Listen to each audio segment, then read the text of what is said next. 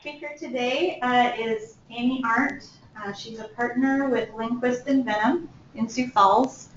And Amy graduated from Augustana University with honors for her undergraduate degree. She went to law school at the University of Nebraska. And Amy practices in the area of business. She works with business owners, helping them with operational issues, with succession planning, with financing options for growth and restructuring. Kind of some of the focus practice areas are private equity, mergers and acquisitions, works in the area of hospitality, and franchises and distribution. Amy was named recently as one of the top 50 women leaders in Sioux Falls, which is a real honor. And she also has been named one of the best lawyers in America from the years 2013 through 2015. She chairs and has since 2012 our South Dakota Bar Association's Business Law Committee, which is one of the larger and more active committees, so that's a real honor and responsibility. So I'm really pleased that Amy has been willing to sacrifice some time to come and speak to us today about business entity formation. And so with that, I will turn the time over to her. Thank you. Thank you all for coming. It sounds overwhelming when I listen to you talk. I think if you stay around long enough, they just ask you to be on committees and you stop saying no and then you're just on. So it sounds more impressive than it is as I hear you talk. But I've been practicing law for about 20 years. There we go. I went to Augustana College undergrad. I'll just give you a little bit of background about myself, how I got to where I'm at. Because I always think that's interesting. When I was in college, I always found it interesting, or law school, to hear how lawyers got to where they were and how they got to practice the types of law that they were practicing. So I always thought it was very interesting. So I went to Augustana College. I became a runner and bought all the pop and ran the errands and carried cases of pop upstairs for Lynn Jackson Law Firm when I was at Augie. And then I went to Nebraska Law School, called that law firm and said, hey, could I come back and intern for you? I went back and interned in their Sioux Falls office and their Rapid City office and got hired when I was a second year, at the end of my second year summer. And I really, thought that was awesome because I had a job, so I took it. And my husband was also in law school, was a prosecutor, and so he could do that anywhere. So we decided to relocate back up here, and I worked for Lynn Jackson for about 3 years. I had my first child and kind of freaked out, like, oh my gosh, how am I going to be a private attorney? How am I going to bill all these hours? And thought going in-house maybe would be a better option for me. So I went in-house with a private equity firm that built hotels, and figured out that was a really lonely life because I was the only attorney there and nobody spoke my language. So I would walk around like trying to figure out solutions to their problems, and I ended up calling all the attorneys that I worked with at my old firm and eventually went back to my old firm and still worked for that client, but I really missed being around crazy attorney people like myself. I just was very lonely. So anyway, went back to Lynn Jackson. I was there for about 15 years. And 4 years ago, the offices of Lindquist and Benham out of Minneapolis sent some headhunters down here and wanted to form a satellite office. They have 180 attorneys in Minneapolis, and they did a lot of work with lending institutions and estate planning clients and business transactional clients in the area and wanted to have a Sioux Falls office. So myself, along with 7 other attorneys, formed the Lindquist and Benham Sioux Falls office.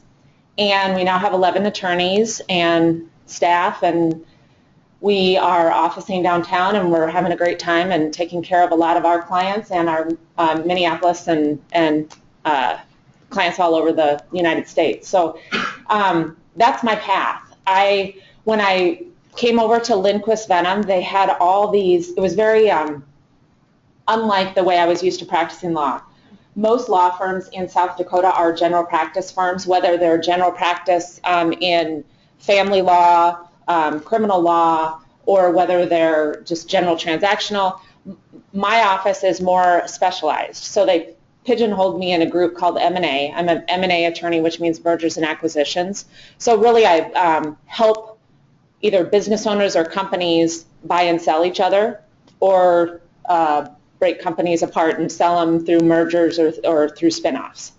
That's what I do. I also do the financing side of those transactions. So banks will come to me and say, we need to finance this person that wants to buy this business, or this company that wants to buy this business in a reverse triangular merger, and it's really complicated. Can you help us figure it out? So that's what I do in a nutshell. Basically, my biggest piece of advice, and I'll come back to this, is whatever you end up doing, do it really well and be the one person in your office that does it really well, because your main client will be the senior partners initially. And if you make those senior partners happy, you're going to make their clients happy. And in 20 years, they're going to come to you. And then you're going to have a book of business. And I've just started seeing that return after 20 years. So I became the go-to person in my office. I was the only person that did securities transactions, private placement offerings, which we'll talk about just a little. But I was the only one that knew how to do that. So every time that came up, the senior partner in my office, no matter who it was, would know, go to that person. And then pretty soon I was known in the bar for the person who knew that area of law. And I will tell you that there's some attorneys that kind of poo-poo that approach, that say in South Dakota we have to know all areas.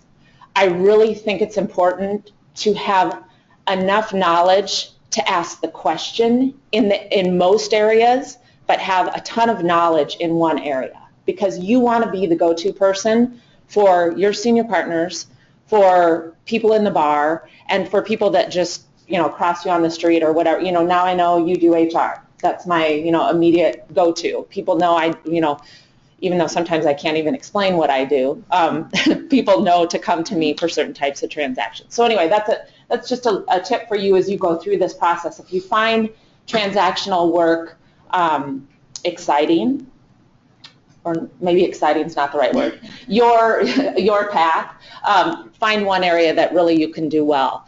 I also will tell you, I have a lot of people. My husband's a litigation attorney, so he does a lot of insurance defense, represents contractors. We never run, it's like he's a garbage man and I'm a baker. We never run across each other ever. And if we do, there's something really wrong. But people ask me, like, why didn't you go into litigation? Why did you go into transactional work? And it's taken me a while to understand why I like it, but I think I like it because it's quicker. Sometimes I'll have a transaction that lasts 2 years, but that's a rare. Actually, I have one right now that's a little over 3 years that's been ongoing, but usually the life of a transaction is about 6 months to a year. So you can package it up. I can do a nice transaction notebook, which looks a lot like what you guys just got here, and I can pass it on and I'm on to the next thing. Litigation, for me, I get what I call deal fatigue in my world, but it's just enough already. I mean, how many times can you ask questions, and how many times can you cross-examine, and then you go to court, and that just like makes my heart beat. And I just didn't like any part of that. And so you'll have to decide what you like. Some people, like my husband loves litigation work. So just as you go through this course and other courses, just figure out what you like to do best. So anyway, that's enough about practicing law, and if you have any questions about finding your path, just let me know. All right, so the materials that you have a big packet of materials. So what I tried to do is just kind of put together a Bible of start to finish. And I want to walk through what happens when, in the real world, how does a client come into your office? When they come into your office, how do you start thinking about what they need to do? How do they hire you? What ethical considerations do you have to go through?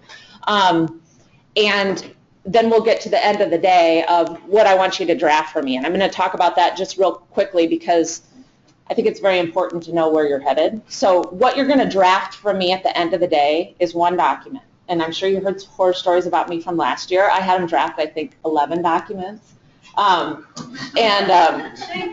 didn't go over very well. So this year's just one, and actually two. So what you're going to draft at the end of the day is a governance document for whatever type of entity is formed for these people that are coming into your office. And I will tell you it's going to be an operating agreement for an LLC, for a limited liability company, okay? And we will walk through the different types of provisions and that you'll put into your toolkit, which is this governance document. Okay, so there's various formation documents that we'll be talking about. That's the only one you're going to draft for me is what's called an operating agreement for a limited liability company.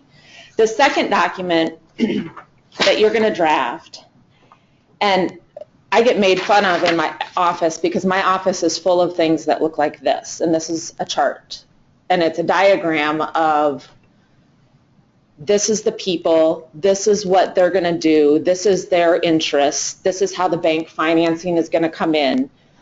I'm going to have you sketch this out. I really don't care what this looks like.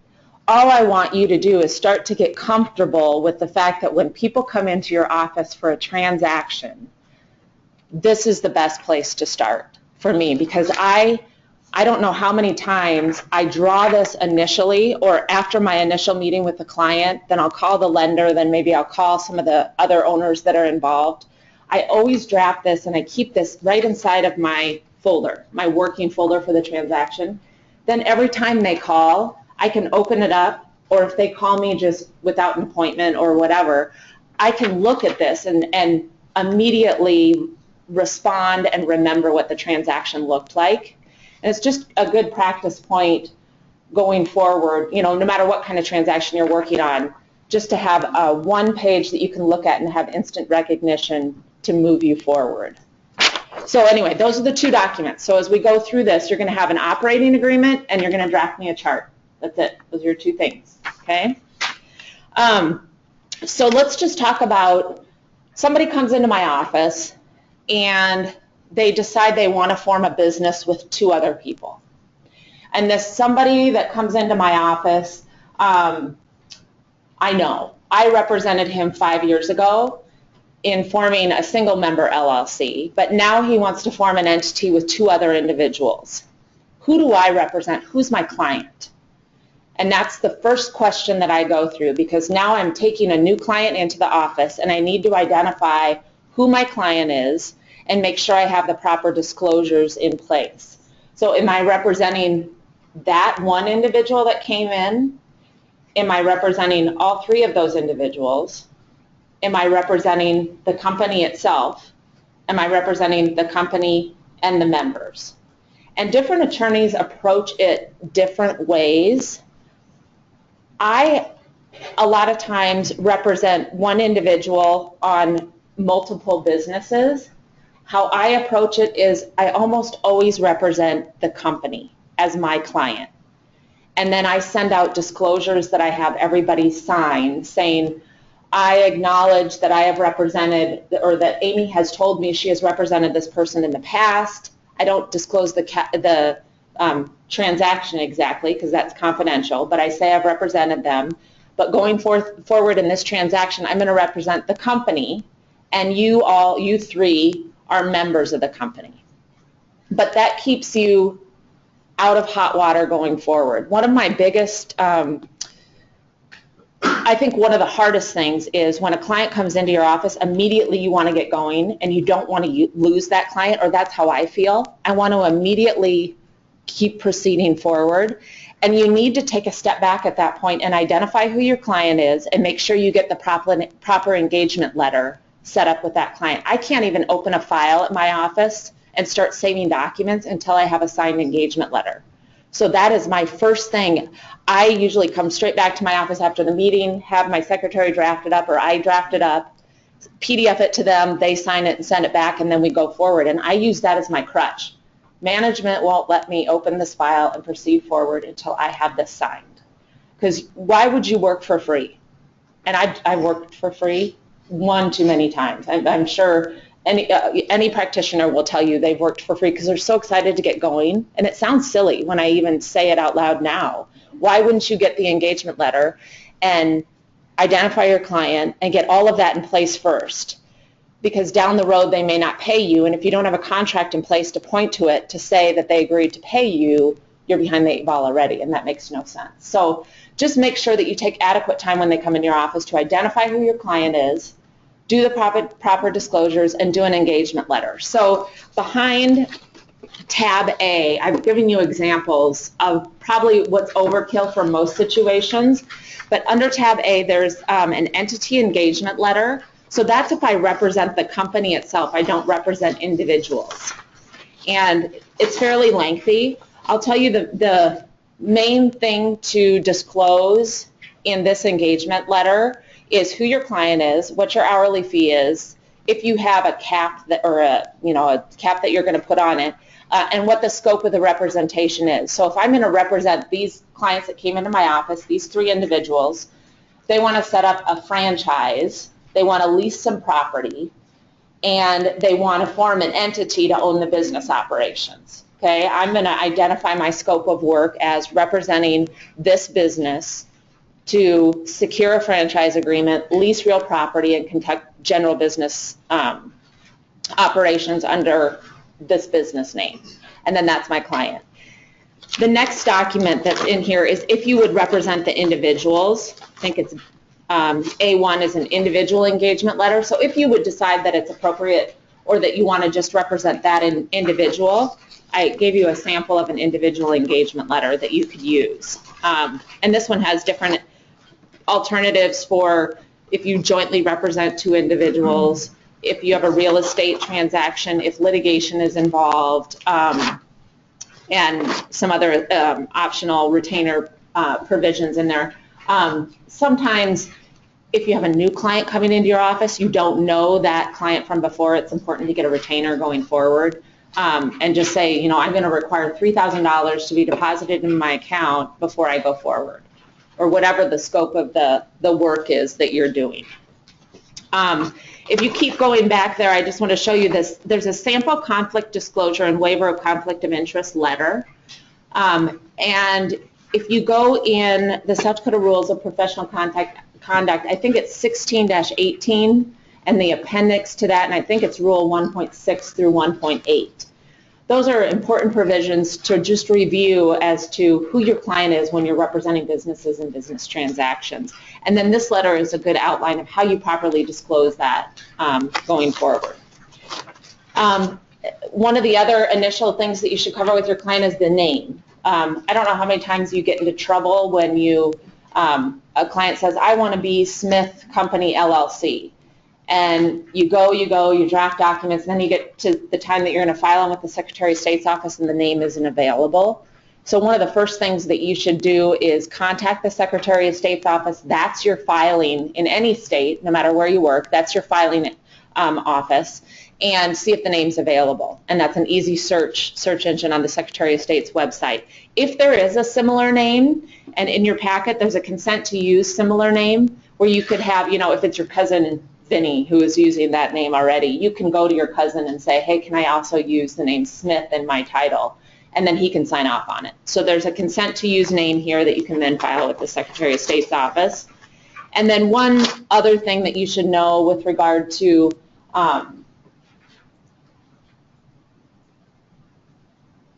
the names is certificate of use of a fictitious name. So if I have, and this is a Register of Deeds filing, this is in the materials too, if I have a name that I'm not going to use, so let's say the name of my company is ABC LLC, but I'm going to do business as Ken's Lawn Trimming Service, I need to file Ken's Lawn Trimming Service with the Register of Deeds office. It's called a fictitious name filing. It's really just to put third parties on notice that you're using that name and that there's a public filing of that. So that's in your materials under A as well. So those are things when your initial clients come in the office, you need to go through.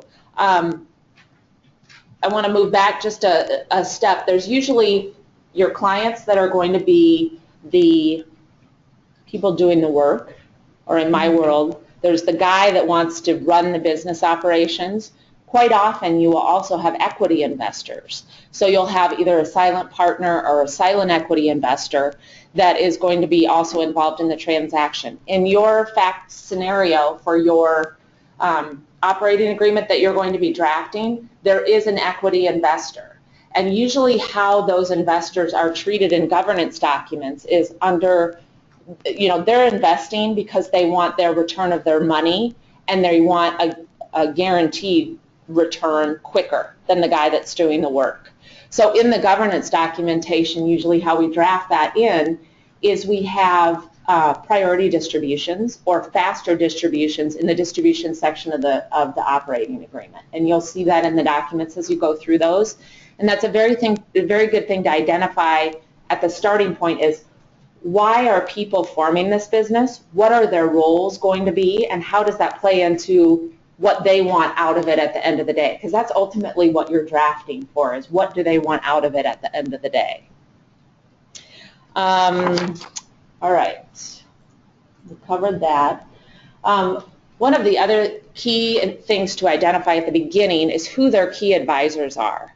One of the things I did when I practiced law early on that probably wasn't the smartest was I felt like I was trying to save my clients money by saying, oh, we don't need to contact your accountant, or we can leave your wealth planner out of this for now, let's try to put things together. That should be the first thing you do, is say, who's your accountant? Was your wealth planner or financial advisor involved in this transaction? Did they bring the parties together? Who's all involved here? If anybody asked me a tax question today, what's the tax implications of me, contributing this equipment into the LLC?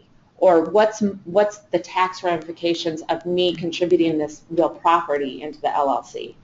I don't like to answer that question because it's so involved. I don't know what their personal tax situation is. I don't know what other LLCs they have. I don't want to answer that question. I probably know the answer after going through it so many times with different clients, but I always pick up the phone or draft a quick email to the accountant and just say, hey, Bob came into my office today. He wants to start up this business. He wants to contribute this real property into the LLC. This is what I'm thinking for business structure. Can you give me your thoughts, or do you have time to talk? And just get the consent of your client to make that phone call. I think that's a really important phone call, because I've gotten to the end of the day where we're getting ready to sign documents, we've already drafted documents, and I've had an accountant come in and say, no, that shouldn't be a redemption, it should be a purchase agreement for membership interests or something. A different structure of a transaction, you get to the same place, but from a tax perspective, they want it drafted differently. So just make sure from the beginning that you have your client identify who their key advisors are and that you know who they are, and get consent to contact them. So go in your materials to the very first outline, and there is a chart on page, starts on page 6. And this is a good chart and a good starting place. Let's see, it's way in the front of the detailed outline, and it looks like this. So I have one of the first question I get from most of these clients that come in and say, okay, I want to form this business entity. This is the direction I want to go. What kind of entity do I form to go in this direction? And the very first thing that I look at is, what kind of property are you going to hold in the LLC, in the corporation, in the limited partnership? And that's the first thing I look at. So this chart that is in the materials is a good question and answer format with all the different entities listed at the top. So there's a sole proprietorship, and a sole proprietorship is when you just have one individual that owns a business, doesn't want to go through the formalities of forming an LLC. In my opinion, the only person that should ever do that is probably my son, who's 14, who mows lawns. because of the personal liability. Any of the personal assets of that person who runs the sole proprietorship are at risk. So anything that person has worked for, if somebody who's 30 mows a lawn and cuts a electrical pipe or something and causes all this damage, this person could go after Bob's personal assets. You don't want that to happen. So one of our jobs as attorneys is to help isolate the liability or potential liability of our business clients. You know, when my clients come into my office, one of my jobs I view, or my main job, is to keep them out of court at the end of the day. So my job is to set things up for them properly at the beginning so that they don't end up in trouble at the end of the day. And so I look at the type of property that they're going to put in that asset and make the determination of how they should operate going forward. This is a very broad, overbroad general statement. Anytime real estate's involved, I usually do an LLC for tax reasons, and there's pass-through tax implications on an LLC, and it also is a very flexible entity to be able to use for real estate. You don't have to meet, there are no requirements that you have to meet. It's flexible on 1 to however many partners you want. It's a very familiar entity to a lot of people. And so when I hear real estate, that's one of the first things I look at. When you look at larger businesses, let's say I have a manufacturing business, I have 300 employees, and I want to, or I anticipate I'm going to have up to 300 employees, or even with the fact scenario I'm giving you. Let's just say I have a franchise, I'm going to have employees running the till, I'm going to have employees delivering meals, all those types of things. A corporation is probably your best route when you have lots of employees. And so you want to just look through these various entities, become familiar in a transactional world. You don't need to do it for this assignment, I'm just providing this to you. But in the transactional world, you have to be well versed on what the different entities are and how you recommend to a client the different entity that they should be involved with. I'm going to go back to this list here. Limited liability partnerships and limited liability limited partnerships and limited partnerships are an area of law that are primarily used for estate planners. There is a lot of estate and wealth planning in South Dakota, as you probably know if you've taken estate planning courses. That is a very specialized area. But whenever I hear of farming property or transitional wealth, typically there are wealth advisors involved in recommending those entities. General partnership is a lot like a sole proprietorship, except there's 2 people in a partnership, right? But there's no limited liability. I can tell you I've never formed a general partnership that wasn't a limited liability partnership. Okay, again, you want to make sure that you're protecting your clients from liability. There are situations where that makes sense, not in my practice world, typically, and I think most practitioners would tell you that. Limited or C corporations and S corporations, the primary difference between the 2 of them is just the tax treatment, whether it's pass-through tax, so whether the tax profit and loss and passes through to the individual shareholders, or whether it gets stuck and taxed at the corporate level. Again, that's an accountant issue. Not one you should answer for your client, but one that if you are going to form a corporation, make sure you get the accountant involved, and the accountant makes the recommendation as to which direction you go. Nonprofits are also, I wouldn't say there's more nonprofits today, but there's a lot more people, particularly I would say in the 20s and 30s age, that are looking to do what are called benefit entities, and maybe you've heard a little bit about those. A lot of them are nonprofits. Some are a 501c3, which is a tax qualification for a nonprofit. There is a generous or charitable angle to those types of entities where they say, we're going to donate 10% of our proceeds to people in this village who help us make this particular type of thing. And to be able to tout that as part of your corporate structure, limited liability company structure, nonprofit structure, that's an interesting area of law. And I will tell you, it's a growing and emerging area of law. In my work with the South Dakota Business Bar Committee, we've looked at benefit, and look at these online. Look at benefit companies online through this. You can go to the ABA website and just look at the different entities that are going through their committees right now. Also, just last week, and I'm going to just diverge a little bit, I was up in Pierre for almost the whole week talking about nonprofits with the legislature and with the governor's office, because the last 6 years the Business Law Committee has done a study of should we be bringing our nonprofit statutes up to today's age, because our nonprofit statutes in South Dakota are from 1965. And so our committee spent a lot of time revamping those, and we went to the legislature and said, we went through the bar voted and said, yes, go to the legislature, let's do this new law. We went to the legislature, and this is a great example of circumstances. You never know what circumstances are going to pop up that will keep you from going forward with your path. Well, everything that's happened in Platte with the nonprofits and with the grant money that's been going back and forth has prevented us from going forward with nonprofits in the way that we anticipated. And so the governor's office met with us and we said, okay, we'll take provisions of Nonprofit Act and we'll put it into the 65 Act and we'll go forward.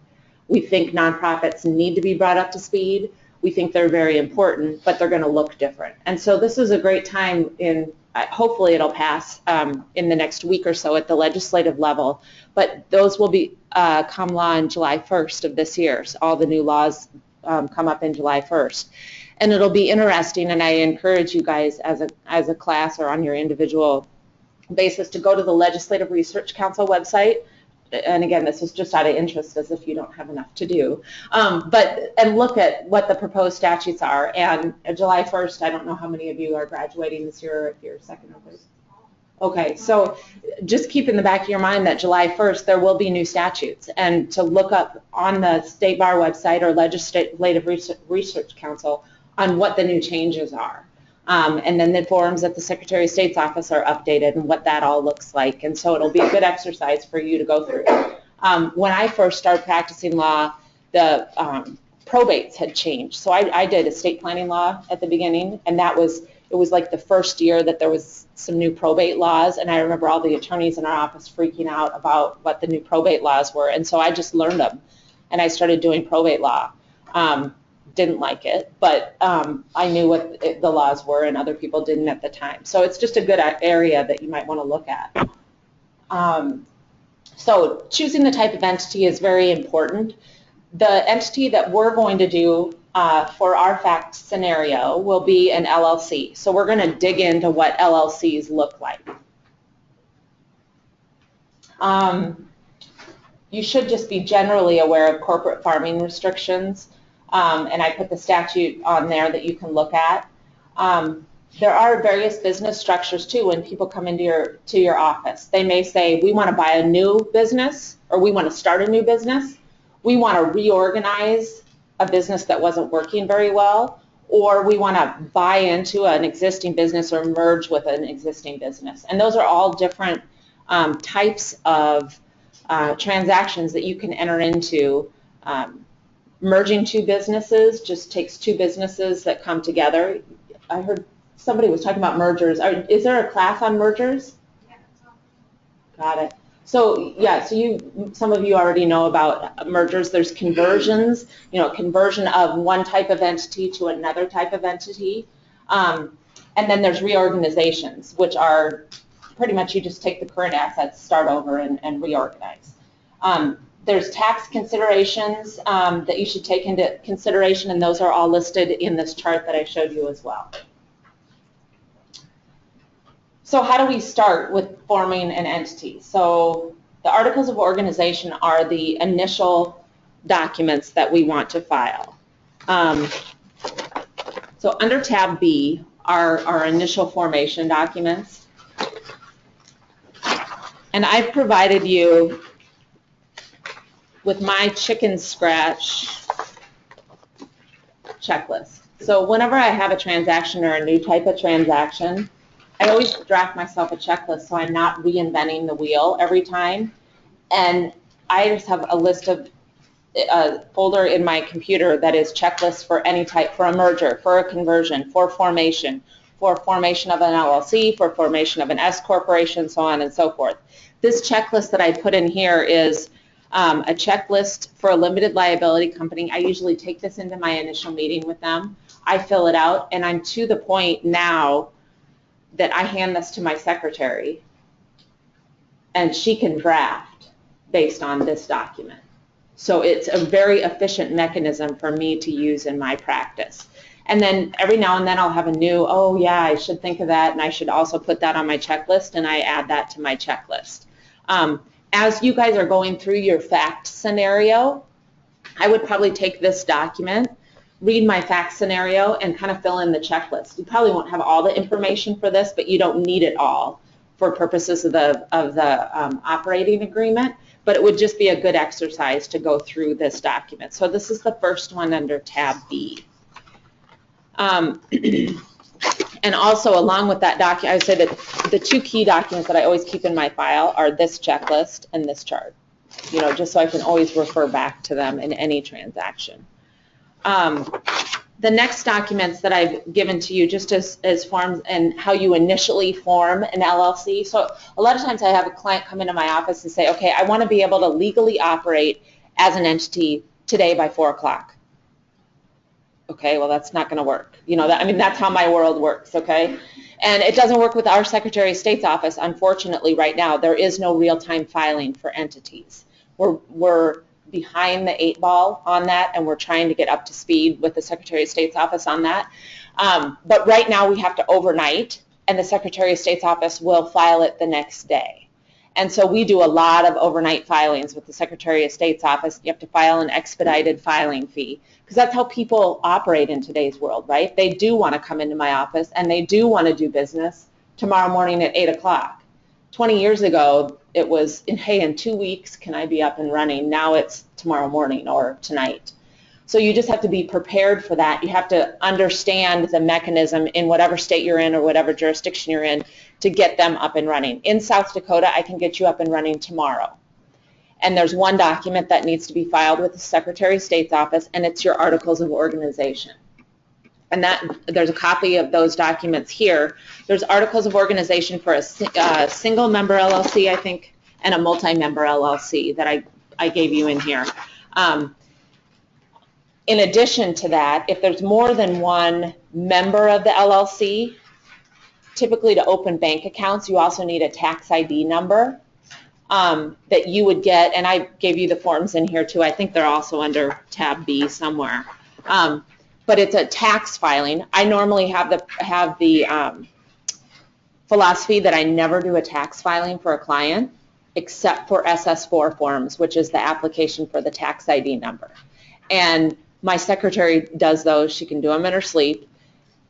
There's a weird, and this has to do with terrorists, you can only, I think, you can only get one tax ID number a day. So I've run into a situation where we're doing a merger or an acquisition, and I need 3 entities up and running by tomorrow. Well, I can't. I have to have one each day, which is a little bit of a weird nuance, but you'll find those as you practice.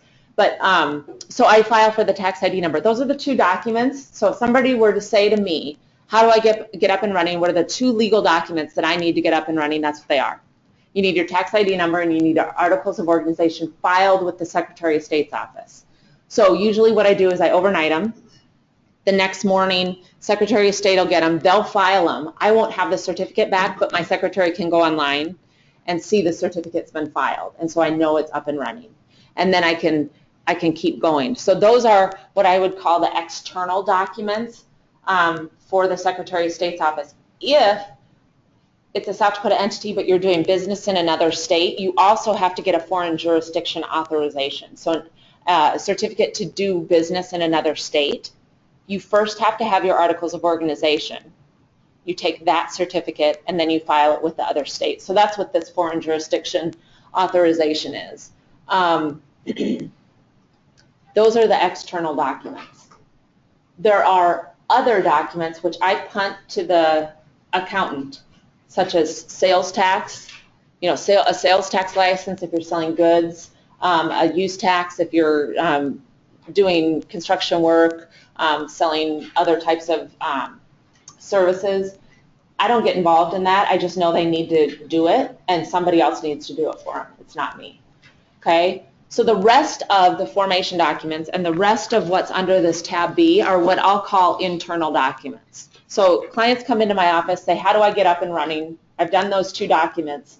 And then I say, okay, in the next week, I need your attention to get all the internal governance documents drafted so that the 3 of you who have come into my office to form this entity know how to work with each other. We know how we're getting into business together, and we know if we have a fight, we know how we're breaking up. Okay, so you're in essence a divorce lawyer and a marriage lawyer for a business from the start.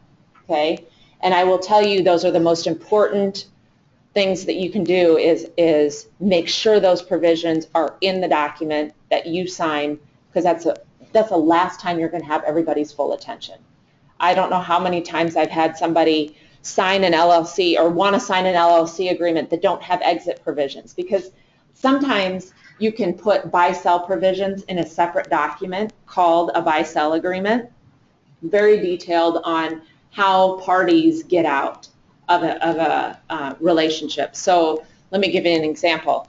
Let's say Bob, Tim, and Mark have a business, or they're the ones that have come to me. We decide on what the business is. We're in the week time period where I have said to them, we got to get together and figure out what everything's going to look like. They walk out on the street, and Steve walks up to one of them and says, hey, I heard about this business. I really want to buy into it. Bob says, sure, here's my interest for $100,000. Walks away, and now all of a sudden the other 2 are in business with Steve, and there's nothing they can do because there were no documents in place. Or this is another one of those horrifying moments when you sit with your clients and say, okay, Bob, if you die tomorrow, Tim and Mark, do you want to be in business with Bob's wife? Nobody wants to be in business with somebody else's wife that they don't really know, or that may be crazy and vote a different way, or whoever. You want to know who you're going to be in business with. And when you're putting money into a business, you want to be in control of what that looks like. And so what I tell clients, in this week time frame or whatever it is that you have the attention of your client, don't leave that for another time frame. Don't say, we'll figure out a buy-sell at a different time. I have a deal like that right now, and it's awful. We did a reverse triangular merger. It took 1.5 years to get to the place where we did this transaction, and they said to me exactly that. We can't agree whether or not I can transfer my stock to a trust and whether or not my kids can have a voting interest. So because we can't agree on that, we really want to sign everything today, except we're going to sign the buy-sell agreement later. Guess what happened? They never signed the buy-sell agreement. And now one of the guys is assigning his interest to the trust, and his son is voting those interests. And everybody hates everybody. And it's miserable, and I'm getting paid more money.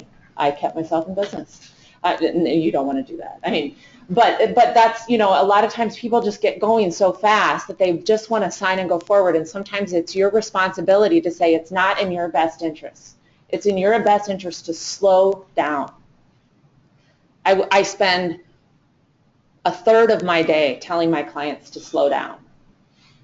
1, because I can't think as fast. 2, because they need the proper time to think through. Our technology moves so fast, and people are pressing send and saying they want to do all this stuff, which is great. A lot of times we just need to take a step back and say, okay, this is what makes sense. And so you just need, this is one of those times where you need to make sure you have all the provisions in the governance documentation that you can possibly put in there. So let's talk about, so we talked through the articles. Before I dig into the governance documentation, one of the other internal documents that you will want to making sure I don't jump forward too much. One of the other organizational documents that you'll see under B is a commitment. And what a commitment is it's an identification of a document that says Bob, Tim, and Mark all say they're going to put X into the company. So I'm going to put $10,000 into the company. Bob's going to put $10,000 into the company. Mark is going to put 0 into the company, but he's going to run the day-to-day operations, or whatever that looks like. It can be anything. I'm going to put pens into the corporation or whatever. But you need to identify it so that everybody's clear this is what's going into the company. It's also just a brief resuscitation of a compliance with securities laws, that you're not getting into trouble with selling securities or otherwise accepting money when you shouldn't be. So my form in here is just a very high-level commitment that you can use and look at. Some states, you should be aware, in addition with the Articles of Organization, also require an initial annual report. So after I get filed in South Dakota, I just filed the Articles of Organization, and then every year I'm required to file an annual report with the Secretary of State's office. It really just check the box, everything's the same as last year, or these are the new managers for this next year going forward, okay? In some states, there requires a concurrent Articles of Organization and first annual report. In some states, that's required on the initial filing, so just keep that in mind. One quick question that I get a lot is, how do I know what's in my Articles of Organization, and how do I know what additional information I want in my Articles of Organization? So this, if you go to our Secretary of State's office, they have the bare bones 5 things that you need to identify to file an LLC online. And I have clients that say to me all the time, why can't I just go and do it myself? You absolutely can. But there are certain other provisions that you may want to make sure that third parties are on notice of, right? Because this is your only document that puts third parties on notice of what your entity looks like. So if I want to further limit the liability of the Board of Managers, I need to state that in there. And this form that you guys have sets that out. If I know that there are certain things that terminate an LLC by virtue of a death, but I want the LLC to continue, I put right of continuation of the LLC in the articles to put third parties on notice of that. If I want people to know that my LLC won't admit additional members into the LLC except for compliance with certain terms of the operating agreement, I want third parties on notice of that. So I file that in my articles. There are certain things you don't want people to know about your LLC, and that you leave in your governance document, your operating agreement, which is what you're going to draft. There are certain things that you do want the public to know. You want to be able to say, I put the public on notice that this, this, and this couldn't happen, or that this should happen. And so in the statute, if you're forming an LLC your first time, you should make sure you read through the entire statutes on how to form an LLC. And it will say in there, these are your default provisions. If you don't want these default provisions, you need to state so otherwise in your Articles of Organization. So this form here is me going through those initial statutes, saying, okay, I want to default to these, but I don't want this to be my default provision, so therefore I'm going to state it differently. I'm making it sound way more complicated than it is. Just read those statutes, you'll get what I mean, and then just state it differently. Do we want to take a short break? Do you guys want a short break? Water? Should I just keep talking? If you need to get up, get up. Otherwise, I'll just keep going. Okay, so then let's talk about, we've talked about commitments. So then let's talk about the guts of your entity, which are your governance documentation.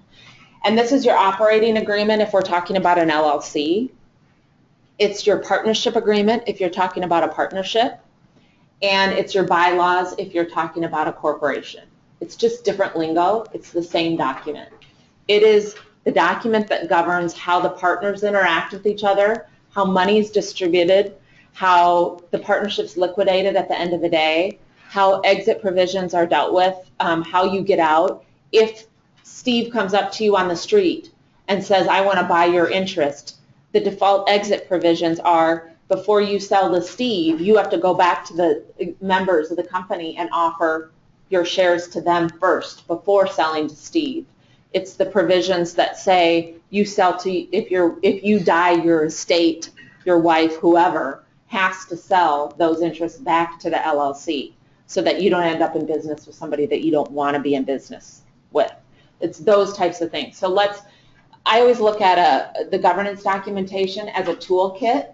You hope you don't need all the tools that are in there, but for any situation, there is a provision in there that you can look to and say, okay, if we're going to have a special meeting and we need to elect a new manager because a manager died, what tool in my toolkit specifies how we give notice, how we elect a new manager, so on and so forth. So we just need to throw a bunch of tools in there that you cover with your clients in your initial meeting. And I think a good way to roadmap your initial meeting with your clients is to go through an operating agreement and say, okay, these are the things we need to cover. We need to cover how we're going to get formed, who are going to be the members, who are going to be the managing members of the entity. In an LLC, you can be manager managed or member managed. Usually when there's more than 2 members involved, I always do a manager managed entity, which just means there's a board of managers, much like a board of directors. You elect the terms of those managers. This is the place where you discuss the distribution mechanism of the entity. So let's just say I have cash flow, free cash flow at the end of paying all my debt of $100,000. And I have a guy that runs the day-to-day operations. He gets paid a salary. And I have a guy that is the money guy. He put in $100,000.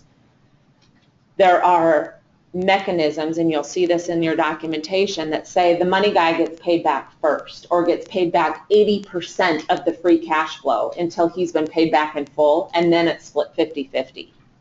Okay, that's typically how you'll see it. The money guy will get his money back first because he's made the investment, or that's how I typically see it.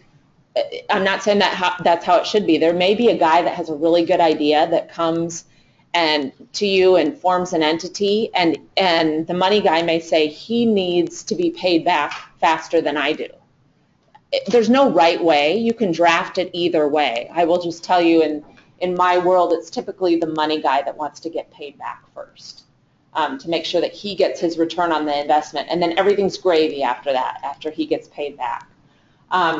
Liquidation considerations are also set forth. So this is if you're liquidating the business. So at the end of the day, you're dissolving everything, and these people get paid first, and then it sets forth probably a priority distribution to the money guy, and then it sets forth who gets rest. Typically, if you're liquidating, there probably isn't a lot left over at the end of the day.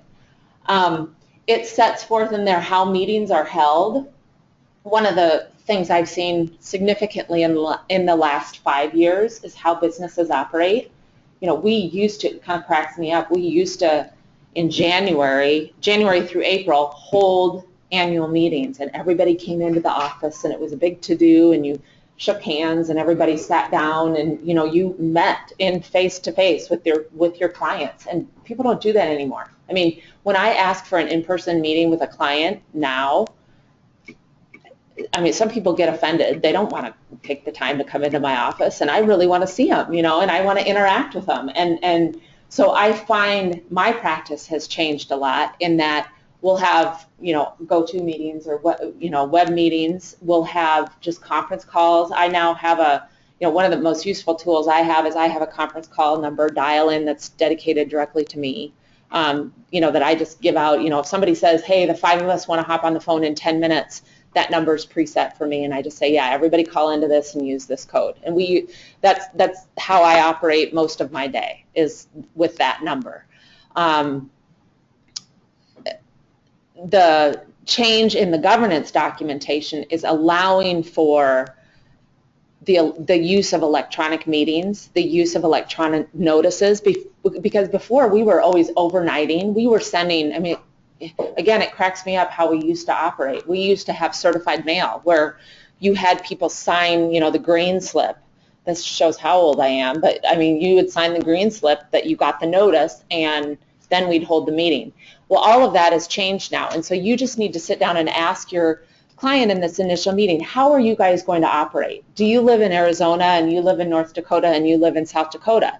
And are you guys ever going to get together on a regular basis, or are you always going to meet by email? And are electronic notices okay? And how do I ensure that you got an electronic notice? Because if something's really important, I still have pause when I send out a very important electronic notice and I don't know that they've received it. You know, and I know there's such thing as, you know, notification, you know, that you can tell when somebody's read something, but sometimes I require a return response that they have received it. And it sounds like a ridiculous step, but that has saved me more than once. And if they don't respond, I send it out again and say, I need a response that you've received this. Because otherwise, I do have people that pull that trick. Oh, I never received it. I don't know. It must have gone into my junk mail. You know, and I'm not playing that game. So if it's important enough that I send it out and I know that they got it, I'm going to follow up and know that they got it. So anyway, in your governance documents, it's very important that you understand how people are going to meet, how you can send out written notices. A lot of documents I still look at say written notice is required and you have to mail it by certified mail. A lot of documents still read that way. My documents, new documents that I draft, all provide for electronic notice and electronic meetings. So just be aware of that. Exit strategies we've talked about. Under section F in the back of your materials are optional buy-sell provisions that you can include in your governance documentation. I will tell you that part of your factual scenario and assignment are to include exit provisions in your governance documentation. So I've given you under tab F sample exit provisions that you can modify for this fact scenario and put into your governance documentation, okay? So the sample operating agreement is under tab B. These sample exit provisions are under tab F, okay? And basically what they govern is if there is a death, if there is a termination, or if there's a sale to a third-party buyer. Okay, those are the typical exit provisions that I see when somebody wants to get out. And then the additional provisions that are in there are, this is how we set the price. The price is set either annually, every year we will set the price, or when and if somebody wants to sell, you'll get an appraiser, I'll get an appraiser, and then we combine the two. We average the two. You know, any different scenario it could be. You could work with the accountant on what the proper formula should be to value that. But those provisions are under this tab F, and it says Article 4, but it could be any article number that you name it in there. Let's see, there is a disability provision in here too. I will tell you that exit provisions upon somebody's disability are really only appropriate when there is an owner whose participation in the company is of paramount importance. So let's say we have a scientific company that one of the owner's brains is really important to figure out patents for certain medical devices or something. If he becomes disabled, it may trigger an exit provision that his estate or his the people who are now in charge of him have to sell his interests in the company so that you can get another smart mind in to run this business. Those are very, I would say, severe exit provisions, but a lot of times when you have those companies that are so dependent on owner-operators, there's no other option than to say you're out, or you no longer have voting rights, you have a distributional interest, or your estate has a distributional interest, but we need to get somebody else in here and allow them to have ownership capabilities to move this forward. It's getting a little more complex than we'll need to know for your assignment, but just know that those disability provisions are appropriate when there's an owner who's active in the business. The other important component is the method of payment. So let's say we have a $14 million company that the death of somebody triggers an exit provision, and there wasn't adequate life insurance to fund that. How do we pay that, and how do we ensure that the company wouldn't have to be liquidated, or that the estate wouldn't end up in a big battle with the company? You can set those payment parameters, such as, you know, payment over 10 years, $10,000 up front, $1 million up front, payment $1 million a year for the next 14 years, or something of that nature. It's just something to keep in mind as you're negotiating, to keep the value of your company in mind when you're negotiating those exit provisions. We talked briefly about electronic records and communications. Just make sure that's very clear, that people understand how they can communicate. Also, this brings up the important component of a corporate record book. So when I first started practicing law, we had this big, beautiful wall with these black books that had gold letters of something LLC, and it had a stamp in there that you would stamp every official corporate document with this embossing stamp, so then you knew it was a corporate record. We don't have that anymore. We don't even have corporate record books for some people anymore. They're kept electronically. And so you need to be very clear on in your corporate documents if there is the allowable mechanism to have an electronic corporate book. I will tell you, in my office now, I have an electronic portal for almost every client, and one of the files in their portal is an electronic company record book that they can just go to in real time, access the same thing. They don't have to call up Sherry, my assistant, and say, hey, can I have a copy of those minutes from 2013? They can just go get those, and they are automatically on there, and it's a great tool to have. It takes a little bit of upkeep, but it's a great tool for them to have and for me to have, but just make sure that it's put in there, because that's statutory too, that you have to provide corporate records to all members of the LLC, and they have to be available, and you have to provide copies and blah, blah, blah, blah, blah. In your governance documents, if you just say they're available online or available upon request in electronic format, perfect, it's done. But make sure that that's stated, that there doesn't have to be the hard copy anymore. We already talked about this. The federal tax ID number is the one tax document that I do file. State tax licenses, S-election if you're an S-corp, punt all of that to the accountant.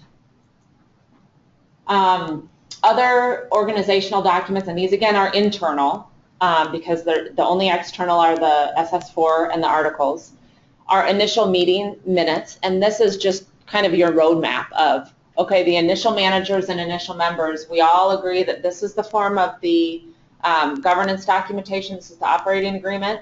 We're going to hire this law firm, we're going to hire this accountant, we're going to elect these managers as the initial managers of the entity.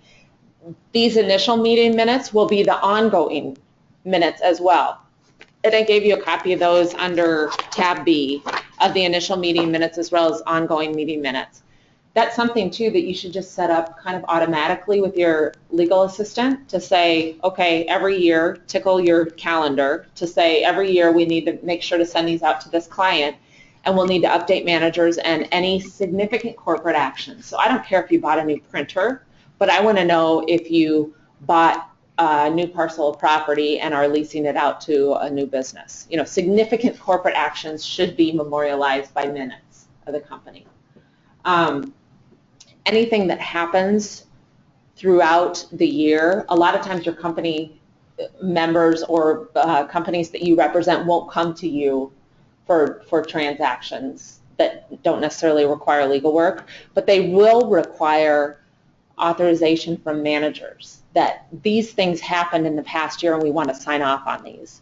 And so I just say to companies, it's very important that you memorialize those and have those signed off. It's kind of your stopping point too to the remaining managers and members to say in 5 years, if they come back and say, well, back in 2012, you did this and blah, blah, blah, you can cut them off and say, well, you signed off on that. At the end of that year, I disclosed everything we did and blah, blah, blah, and so now you can't bark about it anymore. Done. So in your initial meeting minutes, just kind of, it's a place that you just state everything you did as you form the entity. We acknowledge that we did A, B, and C. We're signing off on it. Ongoing written consents and minutes are annual minutes and special meeting minutes. So in your governance documentation, it'll provide every year you have your typical, we elect new managers, we elect this, we elect that. But you also can have special meetings. And a special meeting is if a manager or a member wants to take a significant action on behalf of a company, but wants to make sure when that significant action is taken, that there's significant, or there's enough authority that the company take that action. The most common example of that I will give you is financing. Banks will require special meeting minutes showing authority to get new lending. And that is a document that's always required at financing. And so you'll need to make sure that you properly notice up a meeting. That's probably the number one thing that will hold up a financing closing, is that the meeting hasn't been noticed up in the adequate amount of time. Usually it's 10 days prior to that, unless you can get everybody to sign off. So a written consent can be a unanimous written consent in lieu of a meeting and have everybody sign off, or you have to notice the meeting, have a conference call, have a quorum vote and approve, and then move on. I'll tell you that most of my significant actions are taken by written consent in lieu of meeting. You know, you used to have meetings where you would force an issue. It's kind of my, I don't know, it's my mode, I guess, to call everybody, you know, if you can, or send out an email in advance and say, hey, this is going to be coming down the pipe. We're going to be financing this transaction. It's going to be coming up in 2 weeks. We would like your written consent. We'll be sending out documents here in the next 3 days, giving people the advance notice to say, hey, this is coming down the pike. People never like surprises, ever. Even if it's a good surprise, they don't like surprises. And so as much advance warning as you can give them is best, particularly when it comes to special meetings. We already talked about electronic portals and physical copies and electronic copies. I'll tell you, in the legal world, I love Dropbox. Dropbox is kind of controversial as to whether or not it's sufficiently private enough, whether or not it can be hacked into. Our firm has a corporate version of Dropbox, which is housed on a physical server in the Minneapolis office. So it's deemed uber secure, or whatever that wording is. People still will not, some of my clients still will not let their files be put on this corporate version of the Dropbox because they just are still not 100% sure that that's secure enough. And so you'll need to work through that mechanism. Usually those types of clients have their own internal portals that then we end up using their client portal that's within their company. But I'll just tell you, if you go out in private practice, make sure that you have a secure version of whatever electronic portal you're using. And most firms have an electronic portal secure site, most transactional firms. I don't know about litigation firms, but just make sure that you check on that before you start posting stuff out on Dropbox or something. All right, board of managers. Let's talk just a little bit about this. Who should be on your board of directors? Who should be on your board of managers? Usually 80% of the time it's the people that are involved in the transaction. Sometimes people will say to me, you know, I'm in the plastics industry, and it's really important to me that we have an external board member on here that knows about the industry in this region or something. So you go and you seek out that person, and they can serve. They don't have to be a member. And again, that's something that you can specify in your governance documentation. There's also what's called an advisory board. They do not have the ability to make any corporate decisions. They are merely advisory. They meet usually on an annual basis in conjunction with the annual meeting of the company, but they provide very good feedback and data as to primarily industry standards. Architects, you know, a lot of times have an advisory board that will have a real estate agent, an attorney, a banker, and a development guy, or a hospitality guy that knows about hotels if that's what they're into. Those are good recommendations that you can make to a client to say, hey, this might be a good candidate to have an advisory board. And again, they don't have decision-making capabilities, but you can work that into your governance documents to say you may have an advisory board and they can't make decisions. Communication and dissemination of information, we've talked about this. Providing for email in your governance documentation. Snail mail, I don't recommend that anybody rely on snail mail anymore, but you will have some people that will come into your office and ask for it. Conference call bridge, we've talked about that. Having a conference call bridge available on a second's notice is always good, and having a dedicated electronic portal for each client information is good. Let's talk a little bit about capitalization. In your materials, in your detailed outline, there's some more details about equity contribution versus lender financing. I just want to go through this a little bit. I don't want to dig too deep into this, but there are several different ways to fund an initial project, right? So I could come in with an idea, or me and Barb could come in. That was bad grammar. Barb and I could come in and want some legal work done, and we could say, you know what, we don't have any money. We have 10% of the money, so we're going to go to a lender and we're going to borrow the rest, and that's how we're going to fund this. So we have a lender relationship already, and so then my job is just to make sure that I have all the corporate documentation in place, that I look through the loan documents, and I do everything I can to get them money through the bank. They may come to me and say, you know what, we have 100% of the money we need. We don't need any lender financing. Here's all the money. We're going to go forward. It's going to be a cash transaction. We may have a deal where we have a silent partner, like I've been talking about, where we have one guy that's going to run the business, and we have one guy that's going to fund the money, or one or two guys that's going to fund the money, and we're going to figure out the distributional capabilities. The last one, and I deal a lot with this in my practice, is securities laws pertaining to private placement equity memorandums. So I have a great idea, and I want to go out and I want to sell $100,000 units to 10 people. I need $1 million to make this go. I need to make sure that that complies. That's considered a security. Anytime I go out and ask people for money, that is a security. And under South Dakota law, you can either have an exempt transaction or an exempt security. And again, I'm not going to dig too far into this, but you need to be aware of the fact that if clients come into your office and they say, we're going to go out and I'm going to ask 10 of my friends for $10,000, or 10 of my friends for $1 million, or 10 of my friends for $10, that is a securities transaction that would require compliance. Is either an exempt transaction, then you have to go through a laundry list of 30-some things. Is it exempt from the laws, or is it an exempt security? And do I not have to register it, or do I just need to file a notice with the securities office that I have an exempt security? Most of the time, I deal with exempt transactions where I sell, or my client sells, 10 interests of $1 million each. Okay, I'm making this up, but 10 interests of $1 million each.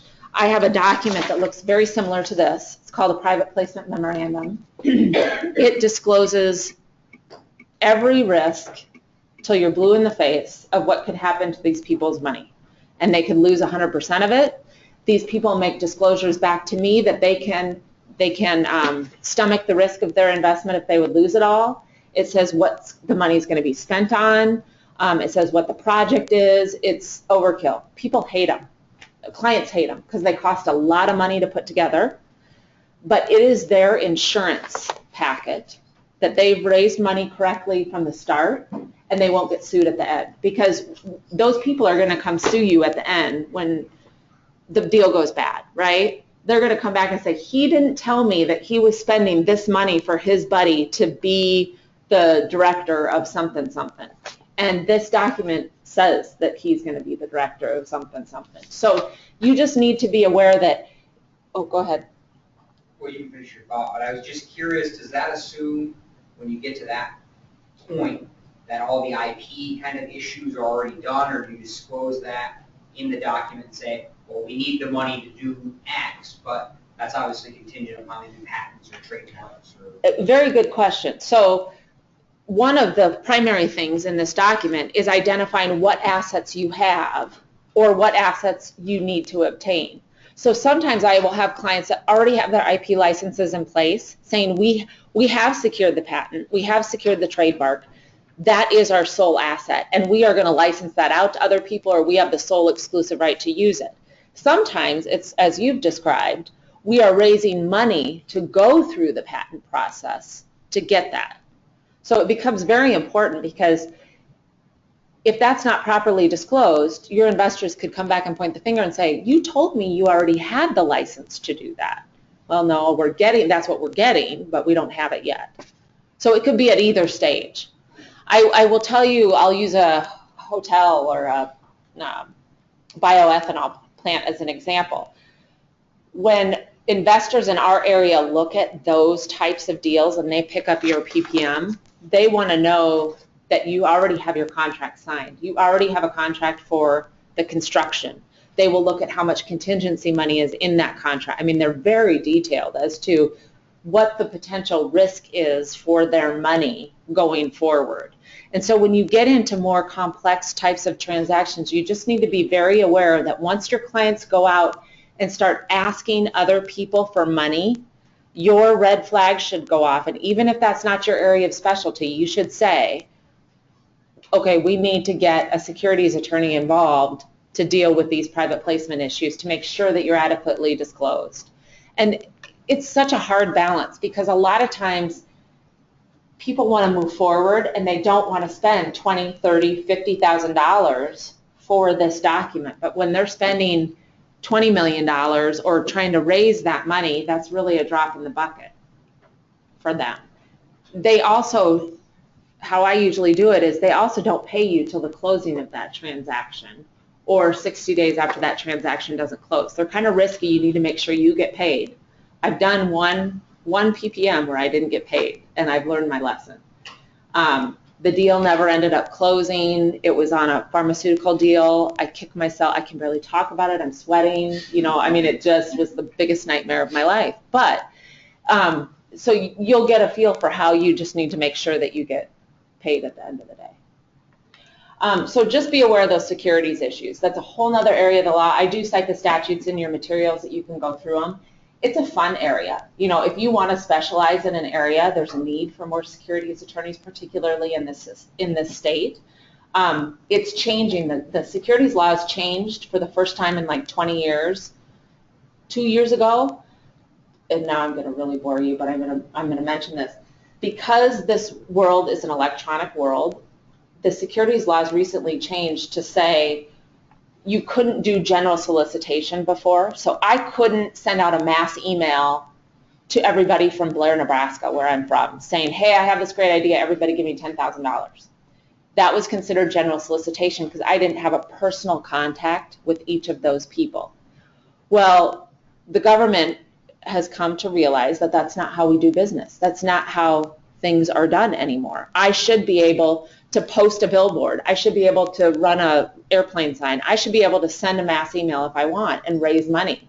And so the government created what's called a 506C offering, which wasn't allowed before, but it allows you to do general solicitation so long as you go through special hoops and make certain disclosures.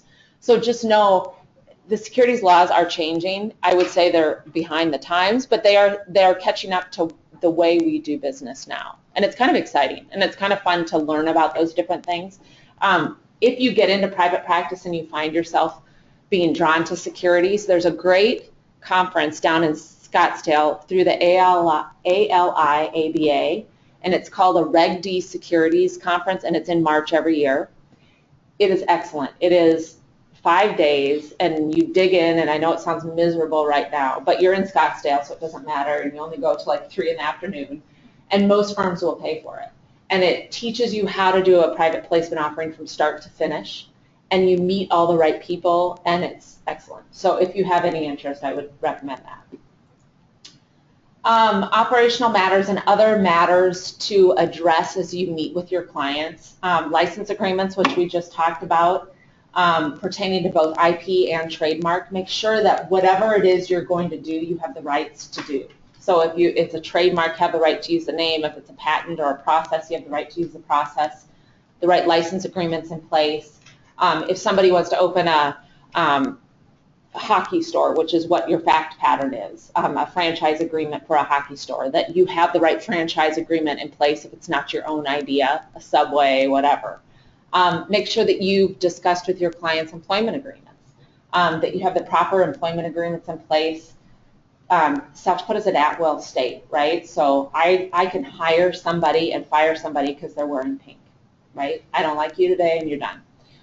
If I have very important people in my business that I want to make sure they stick around, and they also have relocated their whole life or really put their heart into this company, and they want to make sure that I can't terminate them except for cause, for certain situations, that would be right for an employment agreement where it sets forth those terms. You also want to discuss benefits within an employment agreement, and also discuss with your client, we covered this already, but ongoing financial commitments that they may have to third-party lenders. I'm done. I talk fast. Okay, so let's talk. I'm not going to do questions quite yet. I want to go through, and I'm not going to give this to you because this actually is the one that goes with, don't take a picture, that goes with your assignment. But I just want to talk about this briefly. So this talks about, I usually put the name of the company in the middle. So I have NewCo coming in, and NewCo's in the middle. And I usually have that be my center thing. NewCo's here, okay? Then I usually draw lines. These boxes are the owners, okay? So this owner is going to get and do these things, and I just draw arrows back and forth. And this guy is going to get and do these things, okay? And then I usually do financing down here, okay? So then this is how the financing is going to go here, and these guys are going to invest. This looks more complicated than you guys need to get, but this is what it's going to look like. Then I usually write outside of the box the ancillary agreements that I need to make sure for their assets that they have in place. So like on this one, I want to make sure that I have the franchise agreement in place. I want to make sure that I have loan documents in place. I want to make sure that I have lease agreements for each of the franchise locations in place. So I put that out here. And I also want to make sure that I address employment agreements, okay? So let's just say the lender picks up the phone and calls me. I know what the lender situation is going to look like because I put that here. This is where I'm putting out the lender information. Or if this owner calls me here, I know this is what he's getting, this is his ownership percentage, this is what he's putting into the company. And like I said, you're not going to get graded on what's on this piece of paper. I just want you to go through the exercise of, I just think this is a really good tool and a really good thing to just get into your practice no matter what kind of transaction or even litigation that you're doing, just to have that one piece that you can always look at as your grounding point for when you get that phone call and be able to answer the call. So the two documents you're going to draft when you get your factual scenario are the governance document, which is the operating agreement, include the exit provisions that were under tab F, and then draw me a chart. So look at it tonight. Tomorrow we'll have a conference call, right? Yep, tomorrow at 4. At 4, and we'll talk through any questions you have. And then you can email questions to me too at any time, and I'll answer your questions after you've read through that fact scenario. So there's a lot to kind of digest. If they email directly to you, I always ask that you respond to me so everyone can know the question. Do you want the emails to come through you? That might be easiest. Okay. So if you have questions, email through. Okay, she'll send them out to me, then everybody will get the same answers. Yeah, and I know there's a lot to digest. You know, I don't want to dive in too deep on some areas, but I also think it's important as a transactional lawyer to know when to ask the question. You don't always have to know the answer. You know, if somebody calls you to just say, you know what, that's a good question, let me think about it. You know, don't be afraid to say, let me think about it. I used to feel like I always had to know the answer right away. And also say, I don't know the answer, but I know John does down the hall, so let me go check and I'll get right back to you. They don't care if you know, they just want to know the right answer. All right. That's all I got. Thank you so much. Yeah?